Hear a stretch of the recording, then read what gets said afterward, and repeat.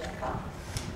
Et donc, Jean, en tant que chercheur agronome à l'INRA, à ton avis, dans quelle mesure les choix d'orientation de l'INRA ont pu favoriser ou défavoriser l'agronomie en tant que pratique agricole et quelles sont les tendances aujourd'hui? Merci, bonjour à tous. Bien sûr, je m'exprime à titre tout à fait personnel. Et je voudrais peut-être en préliminaire dire que bon, dans l'état actuel des choses, je ne crois pas qu'on puisse dire que l'agroécologie représente aujourd'hui un ensemble de standards, de normes qui pourraient, bon, on pourrait cette chose, mais qui pourraient s'appliquer aujourd'hui en agriculture. Hein.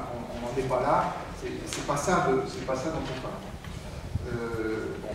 Alors maintenant, pour répondre de manière directe et entrer dans la question qui m'est posée à moi, il me semble que cette question, finalement, peut se décomposer en trois sous-questions. La première, c'est est-ce que l'INRA a favorisé le développement de l'agronomie? La deuxième, c'est est-ce qu'elle a favorisé l'orientation de l'agronomie vers la gestion de l'environnement, des ressources naturelles et son interfaçage avec l'écologie? Et puis la troisième question, qui est presque la plus redoutable, et dont on verra que ce sera la moins satisfaisante pour l'INRA dans ma bouche, c'est quel rôle l'INRA a joué dans la pratique de l'agronomie. Alors je réserve le plus sévère pour la fin. Bon, première question, est-ce que l'INRA a favorisé le développement de l'agronomie en tant que discipline? Ma réponse n'est pas assez, mais oui. Premièrement, et je signale simplement deux arguments à l'appui de cette réponse. D'abord, c'est incontestablement au sein de l'INRA que la recherche en agronomie a trouvé son berceau et son parc d'élevage initial. Alors un parc, c'est en même temps une cage, toute une série de développements à faire sur cette métaphore, mais ça c'est incontestable. C'est à l'INRA, et non pas dans l'enseignement supérieur agronomique, qu'il y a eu les premiers départements d'agronomie. Et c'est à l'INRA, ensuite, que on peut dire que c'est grâce à l'INRA qu'il y a eu, par la suite, un foyer actif et dynamique de recherche en agronomie. On peut trouver qu'il n'ait pas été assez actif, pas assez dynamique, borné et inefficace dans un certain nombre de ses activités, comme vous voudrez, mais n'empêche que c'est à l'INRA que ça s'est maintenu. Et d'ailleurs, au passage, si on a eu l'occasion de regarder la vie interne de l'INRA, je vous assure qu'il y a des moments où ça a failli se terminer. Hein. Il y a eu des moments critiques pour l'agronomie. Et je dirais que les pires menaces pour l'agronomie ne sont pas venues nécessairement de ce que vous... Enfin, ce n'était pas d'ailleurs tellement le productivisme, encore que, bon, à certains moments, on a pu se demander si l'agronomie était vraiment utile dans ce modèle de développement. Mais c'est surtout l'académisme. Le moment où l'agronomie a été le plus menacée, et je dirais cas président de disparition, ça a coïncidé avec la montée d'un certain réductionnisme dans les approches biologiques du problème et des critères académiques qui allaient avec et qui étaient d'une certaine manière mortels pour l'agronomie. Et bon, on peut imputer à l'INRA que l'agronomie était en danger, mais à ce moment-là, on doit avoir la justice, l'équité de reconnaître que c'est aussi à l'INRA que ça a été, malgré tout, ce danger a été écarté. Bon. La deuxième question, c'est est-ce que l'INRA a favorisé son orientation vers l'environnement, la gestion des ressources naturelles et son interfaçage avec l'écologie? La réponse est pas assez tôt et de façon tronquée, mais oui. Alors, un argument de fait à l'appui de ça, en pleine phase productiviste, au sens avec toute la charge qu'on peut y mettre, bon, il n'y a pas de contestation sur le fait que ça a eu toute une série d'inconvénients environnementaux. Eh bien, les combinaisons d'intrants, de nouveaux intrants que représentaient les fongicides, les régulateurs de croissance, l'accroissement des doses d'azote qui était permise par ça, etc. Ça a été réalisé dans le cadre de toute une série d'opérations dont l'INRA, les collègues INRA, en tout cas du département d'agronomie, étaient rigoureusement absents.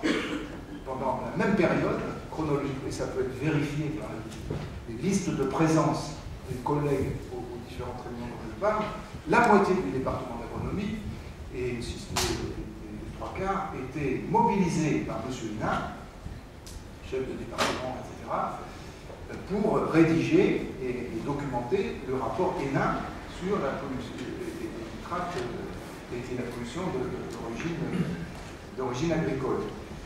Et donc, ça c'est tout à fait factuel, ça correspond à une période tout à fait critique. Deuxièmement, il y a eu une autre période à laquelle les historiens, j'espère, accorderont beaucoup d'importance et qui est beaucoup plus discrète dans l'histoire de l'agronomie à l'INRA, qui a été une période où il a été décidé que l'agronomie serait rattachée à la science du sol et à la bioclimatologie, et non pas aux disciplines biologiques, au sein d'une même direction scientifique. Et ça a énormément influencé l'évolution de l'agronomie, dans un sens qui est celui qu'a évoqué François tout à l'heure, qui était une approche plutôt physique de l'environnement. Personnellement, je pense que c'était une excellente décision, parce que ces disciplines physiques, la science du sol et la bioclimatologie, étaient beaucoup plus en avance que tout le reste des disciplines, en particulier toutes les disciplines biologiques, sur les problématiques environnementales. Et ça a donné à l'agronomie INRA une grande avance sur ces questions-là. Ça lui a une grande avance qu'évidemment on peut mesurer de différentes façons. Je trouve que c'est très en retard par rapport à l'absolu. C'est très en avance par rapport à ce qu'a été l'agronomie dans les organismes professionnels ou éventuellement dans d'autres pays où elle est restée, elle n'a pas eu exactement les mêmes. Alors ensuite, on peut se dire, et c'est la situation actuelle, que l'agronomie a mis beaucoup de temps, beaucoup plus de temps, à se nouer avec l'écologie. Parce que finalement, ce qui a été évoqué ce matin, c'est du tout récent, d'une certaine manière. C'est du tout récent. Je vais pas... il faut absolument développer l'analyse de pourquoi ça a été comme ça.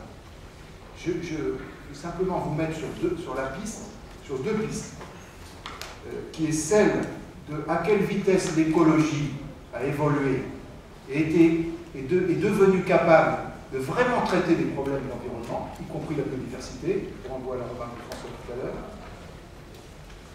Et deuxièmement, à quelle vitesse l'écologie s'est installée ou développée dans l'INRA et dans les disciplines biologiques. Et ça, c'est tout un autre roman. Et c'est un roman gris. Et je ne suis pas sûr qu'il faisait bon être écologue. Enfin, ça, c'est... Je dis ça sous le contrôle d'éminents collègues. Je ne suis pas sûr que c'était génial d'être écologue à l'INRA, sauf dans le département des forêts, d'ailleurs. Voilà. Dans des départements de biologie. Voilà. Donc là, il y a, je ne fais pas la suite de l'histoire, mais dans le fait que l'agronomie se soit liée tardivement et que son interface avec l'écologie apparaisse comme un peu tardif, je pense qu'il y a du lourd derrière et de l'histoire qui ne dépend pas seulement de la bonne volonté des agronomes et de leur conversion à l'agroécologie. Le troisième point, c'est quel rôle l'INRA a joué dans la pratique de l'agronomie. Bon, si on veut être méchamment caricatural et rapide, puisqu'il ne reste plus beaucoup de temps pour l'intervention, ça se situe un peu du côté de Ponce Pilate. C'est-à-dire que je pense qu'il faut reconnaître une sorte de détachement de l'INRA et des chercheurs en agronomie vis-à-vis des applications technologiques, un certain repli sur les domaines les plus académiques, dans lesquels il fallait absolument que l'agronomie démontre ses biceps et sa capacité à ne pas être complètement dévalorisée par rapport à d'autres disciplines. Donc l'INRA, par ailleurs, je pense, s'est satisfait et a laissé ses chercheurs se satisfaire, parce que c'était bien commode pour eux, d'une certaine segmentation des tâches dans le système de recherche et de développement, et finalement, vis-à-vis d'un certain nombre de problèmes, adopter une attitude de spectateur attristé. Voilà. Et je pense qu'on peut tout à fait à bon droit discuter ça. Alors là, et je dirais que de ce point de vue, il y a tout un tas de choses qui montrent que l'INRA se soigne, de ce point de vue. Il fait de gros efforts. De toute façon, c'est quand même un peu plus globalement le système qui doit se soigner que l'INRA tout seul. Mais qu'en effet, il faut faire attention parce que c'est une maladie qui est largement sujette à récidive. Il faut être très vigilant.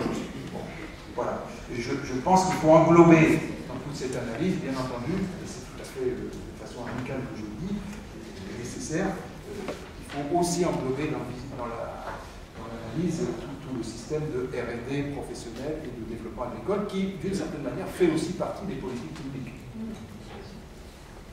Merci beaucoup, Jean. Donc, tu nous as donné un petit descriptif de ce qui s'est passé en interne à l'INRA et nous a laissé entendre qu'il y avait des lourds derrière.